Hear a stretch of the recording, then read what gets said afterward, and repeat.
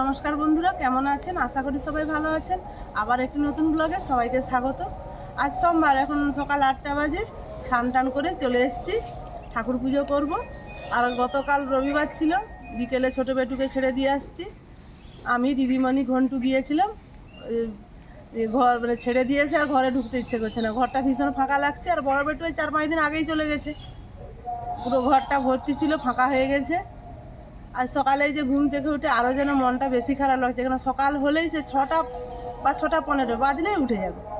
উঠে পাখি আয় আয় এরকম বলতে থাকে, তার জেঠু নিয়ে ঘুরতে যায়। কেমন যেন লাগছে সকালটা। এখন তো মন খারাপ, আসছে, সেরকম রান্না করতেও ইচ্ছে করছে না। ওকে বললাম একটু বাজারে যাও, আজকে সেরকম কিছু রান্নাও করবো না। ওকে একটু মাছ আনতে বলেছি, মাছ ভাজা, ডাল, আলু ভাতে।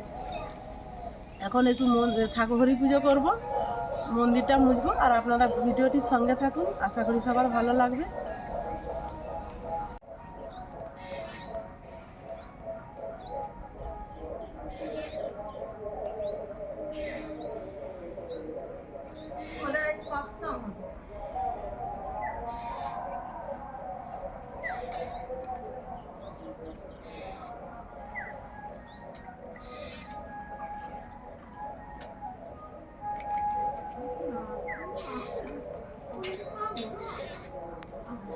মন্দিরটা মুছে নিচ্ছি।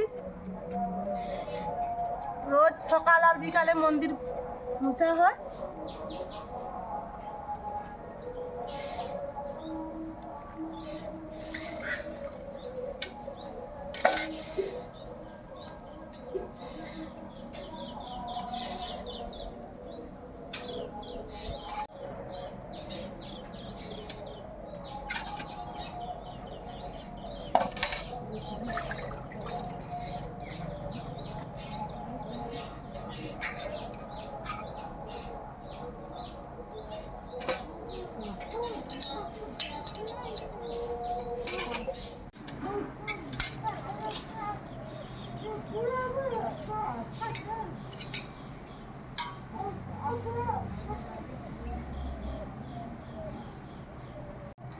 এইবারে ঠাকুর পুজোর জোগাড়টা করে নিই।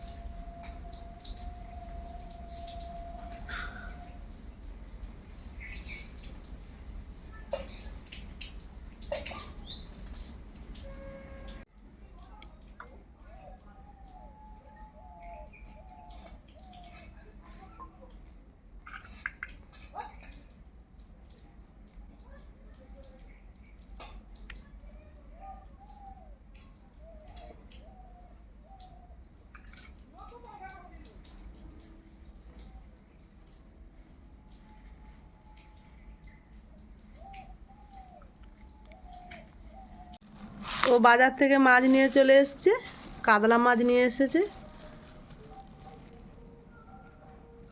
ওকে পেটি বলেছিলাম, আজকে বললো পেটি পাইনি, তাই ওই গাদার মাছই নিয়েছে, লেজের দিকটা। মাছটা খুব টাটকা, আর এই মাছে গরম গরম ভাজা।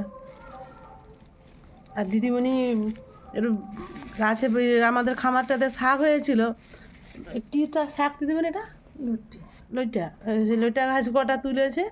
বলছে ও তুলা 2 দিন আগে থেকেই তুলে কাটা হয়ে ফ্রিজে ছিল, বলে না আজকে না রান্না করলে ওটা নষ্ট হয়ে যাবে। আমি বলেছিলাম শুধু আলু ভাতে, ডাল আর এই মাছ ভাজা, বলে না শাকগুলো রান্না করে নে, দিদিমণি একটু শাকগুলো রান্না করবে। ভাত বসানো হয়ে গেছে, মাছগুলো আমি ধুয়ে নিয়ে চলে আসি। মাছটা ভালো করে ধুয়ে নিয়ে চলে এসেছি, লবণ মাখিয়ে নিই।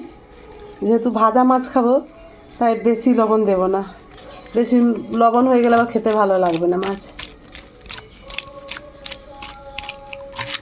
থাক এখন আধ ঘন্টা। ততক্ষণ শাকের তরকারি আর ভাতটা হয়ে যাক। ডাল বসানো হয়েছে আর এই পাশে শাকের তরকারিটা হচ্ছে।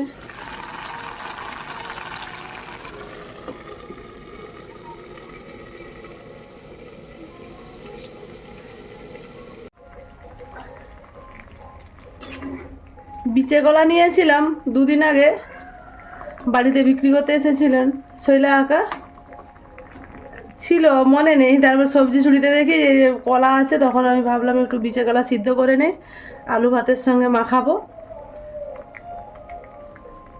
আর বিচে কলা সিদ্ধ আলু দিয়ে মাখালে কাঁচা পেঁয়াজ আর ভাজা লঙ্কা জিরা খুব সুন্দর লাগে। ছোটোবেলা বাবার বাড়িতে অনেক বিচে কলা ঝাড় ছিল, অনেক, প্রচুর খেতাম।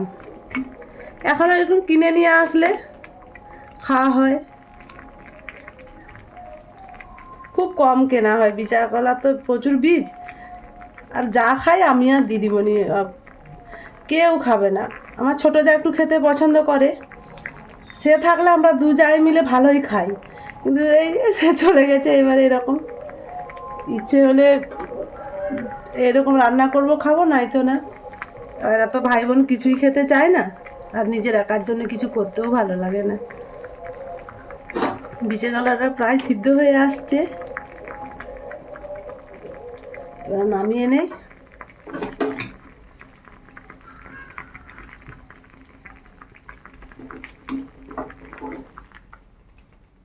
ওই পাশে ছোটোটা 5টাতে আমি গ্যাস জ্বালিয়ে দেবো, ওখানে আস্তে আস্তে বিচে কলাটা হোক।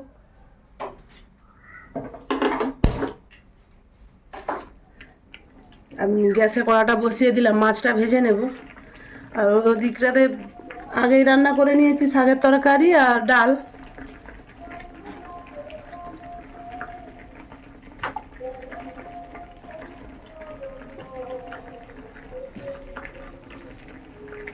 তেল গরম হয়ে গেছে, এবারে মাছটা দেই।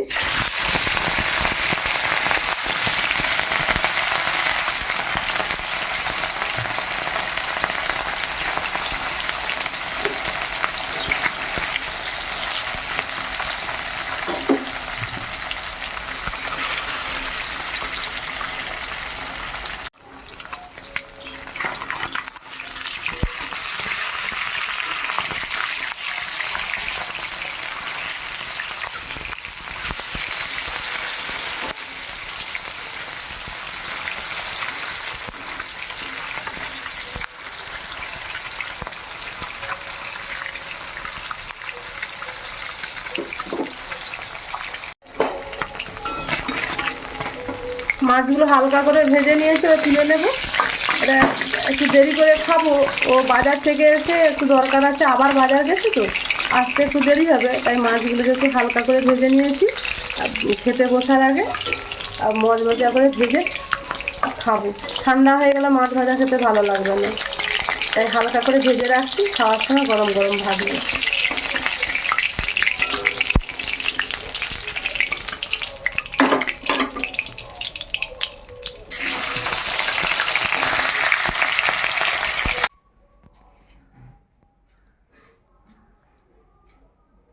আমি আর দিদিমণি খেতে বসে গেছি, ওরও খাবার বেড়ে নিয়েছি, ও খেতে বসবে। আর আজকে তো বলেছিলাম আলু ভাতে মাছ ভাজা আর ডাল। এই যে আলু ভাতে যে এই যে বিচে কলা সিদ্ধ করে আলু ভাতে মাখিয়েছি, আর একটু শাকের তরকারি হয়েছে, আর ডাল আছে।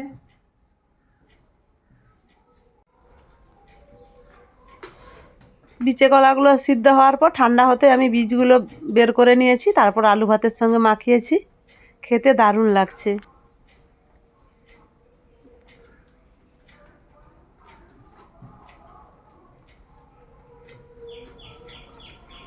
মানে ভিজা কলা মাখানোটা দারুণ লাগে খেতে।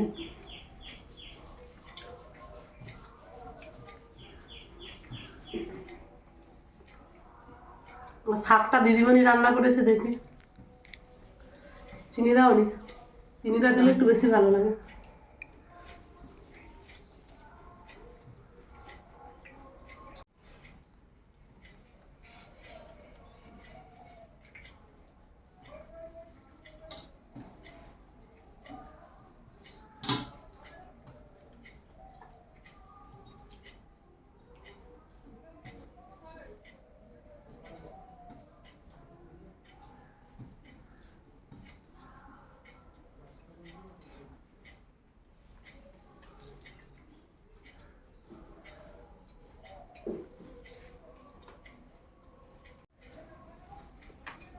আমরা তো খাচ্ছি, আপনারা দুপুরে খাওয়ার খেয়ে নিন। আজকের মতো আসছি, সবাই ভালো থাকুন, সুস্থ থাকুন।